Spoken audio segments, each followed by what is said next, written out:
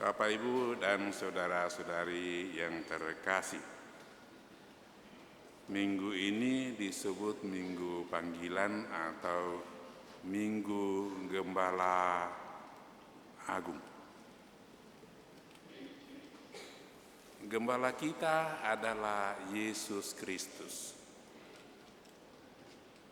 Karena Dia adalah gembala, maka kita ini adalah domba-dombanya. Domba itu selalu mengandalkan gembala dalam kehidupannya, sebab domba itu tidak ada senjata untuk dirinya. Binatang-binatang lain ada yang senjatanya ada di gigi, ada yang ada di tanduk, ada yang diberi karunia untuk menyelamatkan diri dengan kecepatan berlari. Domba tidak punya. Memang domba itu ada tanduknya, tapi aneh tanduk itu.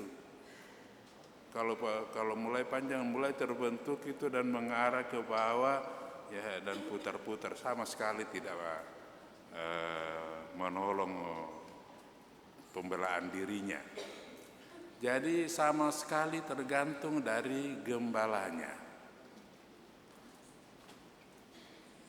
Karena itu maka Yesus memakai penggembalaan itu dan domba sebagai gambaran bagaimana Dia dengan para muridnya itu hidup. Dia yang menjamin kehidupan domba-dombanya. Dia yang melindungi. Dia yang mengarahkan domba-dombanya ke tempat kehidupan yang sejati, dan itu adalah surga. Kalau ada domba satu hilang saja, maka dia meninggalkan yang 99 dan pergi mencari satu yang hilang itu. Dan kalau mendapat dombanya yang hilang itu, menemukan, maka dia sangat bersuka cita, memikulnya di bahunya. Itu gambarannya, tanda kegembiraan, sukacita oleh karena dia menemukan kembali dombanya yang hilang. Bahkan dia mengundang tetangganya untuk bersyukur kepada Tuhan atas ditemukannya dombanya. Seperti itu gambaran tentang orang atau keluarga Allah di surga. Kalau ada orang berdosa bertobat, maka terjadi kegembiraan di surga. Saudara-saudari yang terkasih dalam Tuhan, kita semua sekurang-kurangnya semenjak kita dibaptis, kita menjadi domba Kristus. Kita menjadi anggota gereja. Kita diangkat menjadi putra-putri Allah. Bagaimana hubungan kita dengan Allah itu digambarkan oleh penginjil dengan hubungan antara gembala dengan domba itu. Kita manusia sebenarnya tidak punya kekuatan apa-apa untuk bisa membela diri terhadap dosa. Paus saja, Paus yang sudah meninggal ini, Paus Fransiskus, itu mengaku dosa setiap minggu. Berarti dia juga berdosa, meskipun disebut sebagai Bapa Suci. Di disebutkan lagi dengan istilah Santo Bapa. Tapi dia tetap tiap minggu mengakui dosanya. Karena dia menyadari diri manusia biasa, sekurang-kurangnya ada kelalaian yang dia buat dalam kehidupannya meskipun dia tidak sadari. Tetapi sebagai pemimpin umat, sebagai gembala utama, dia mesti memberikan yang terbaik dalam dirinya. Maka karena itu Sri Paus itu contoh saja ketika datang di Indonesia, begitu banyak orang yang menghormatinya. Orang yang bukan Katolik juga yang menjunjung tinggi. Menarik pedoman kehidupan yang mereka bisa lihat pada dirinya. Itulah kesuciannya, itulah kekudusannya. Sebagai gembala yang baik, dengan sangat rendah hati, dia mengusahakan agar gereja yang di bawah pimpinannya itu dapat hidup bersama dengan orang lain, bukan sendiri saja yang hidup, tapi bersama dengan orang-orang lain. Dia menjalankan panggilan sebagai gembala, karena memang Paus itu mewakili Kristus, menggembalakan domba-domba Kristus di bumi ini selama masa jabatannya. Dan sekarang sudah ada penggantinya, Paus Leo ke-14. Suatu bentuk pemerintahan yang berbeda dengan bentuk pemerintahan di dunia ini. Bapak, Ibu, dan saudara-saudari yang terkasih dalam Tuhan, biasanya kita memikirkan kalau bicara mengenai Minggu Panggilan atau yang kita berdoa agar semua orang dipanggil, itu biasanya kita berpikir itu yang kita mohonkan rahmat Tuhan itu para imam, uskup, paus, para frater atau bruder atau suster. Memang baik sekali bahwa umat mendoakan kami-kami ini supaya kami dapat menjadi gembala yang baik di tempat kami melayani domba-domba Tuhan. Tetapi kita jangan lupa pula bahwa kita semua ini, kita masing-masing itu adalah gembala-gembala juga. Mungkin gembala-gembala kecil, tetapi jangan salah, yang kecil di mata dunia itu besar di mata Tuhan.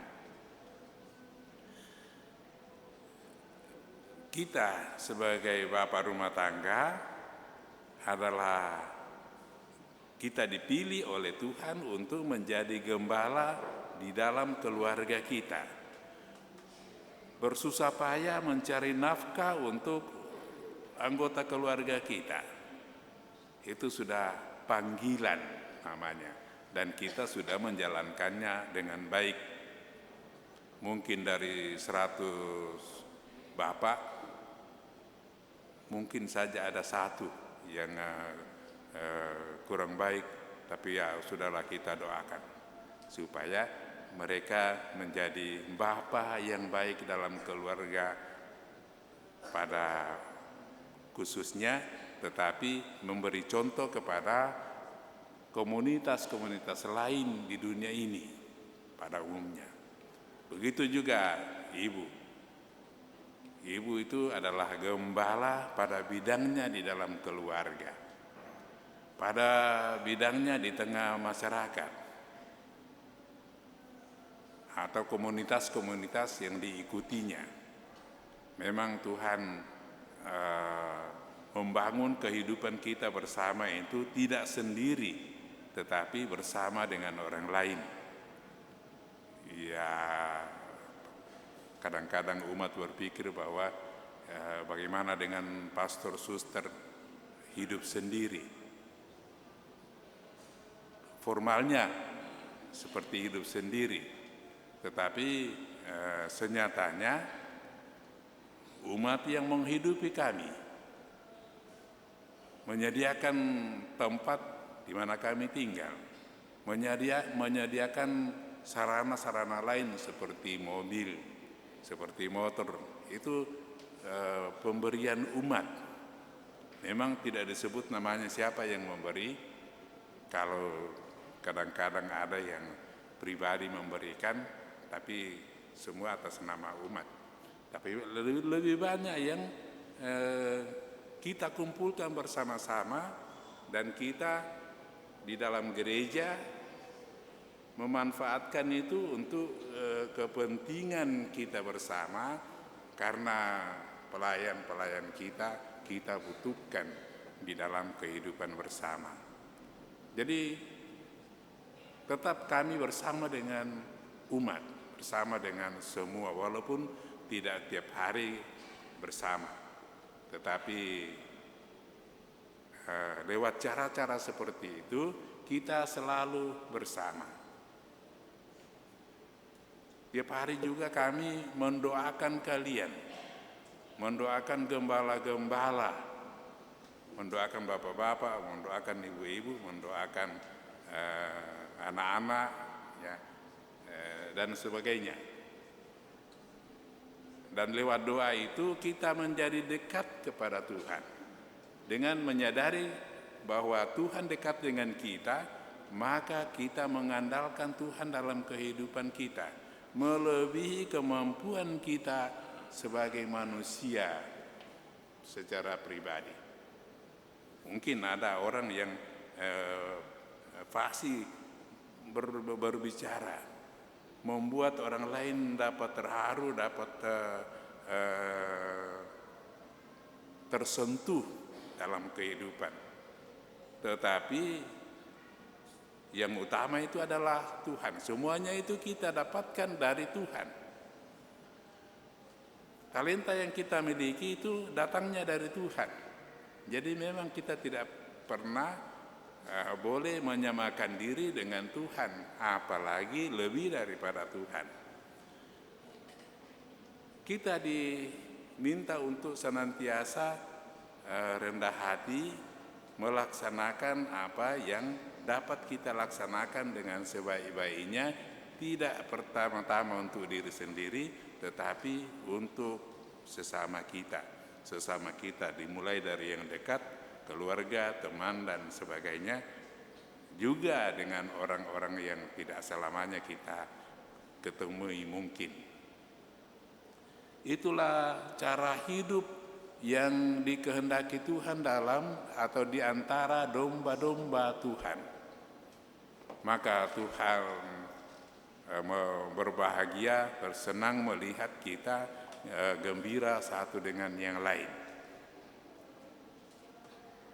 Pada umumnya kalau kita datang beribadat ini, pada umumnya banyak umat yang berkumpul, terutama kalau perayaan besar Natal, Paskah, sampai berlimpah, kursi tidak cukup dan lain sebagainya. Tuhan selalu bersukacita melihat keadaan itu, apalagi kalau kita bersama-sama satu suara menyanyikan puji-pujian kita kepada Tuhan. Kita penuh perhatian mendengarkan sabda Tuhan, dan kita jangan lupa dalam Injil hari ini Yesus mengatakan, domba-dombaku mendengarkan suaraku. Suara Tuhan itu lewat Injil, lewat pengajaran-pengajaran dari sesama kita, kesaksian-kesaksian yang baik yang kita dapatkan dari sesama itu juga suara Tuhan. Dan kita dengan mendengarkan suara Tuhan itu kita mengenal Tuhan.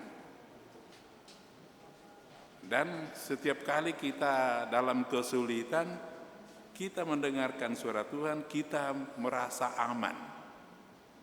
Itu peran suara Tuhan di dalam kehidupan kita. Mungkin saja bahwa kita ini dipakai Tuhan untuk menyampaikan suara Tuhan untuk sesama kita. Maka kita tidak boleh menutup mulut untuk tugas yang diberikan Tuhan seperti itu kepada kita. Kita jalankan dengan sukacita. Dan pasti kita mendapat rahmat dan berkat dari Tuhan atas kerelaan kita berbagi kasih itu di antara kita satu dengan yang lain, dan dengan demikian juga berkembang kasih kita dengan Tuhan di dalam kehidupan di dunia ini. Tentu nanti kalau kita masuk surga, kita secara penuh menyatakan kasih kepada Tuhan dan sesama kita, para orang kudus di surga. Tapi kita harus berusaha dengan sekuat tenaga untuk menjadi orang kudus nanti, dengan menjalankan kehidupan yang dikehendaki Tuhan dalam kehidupan kita ini. Dengan saling mengasihi, dengan mendengarkan sabda Tuhan, dan menentukan prinsip yang baik dalam kehidupan kita bersama. Di sana Tuhan selalu memberkati kita. Amin.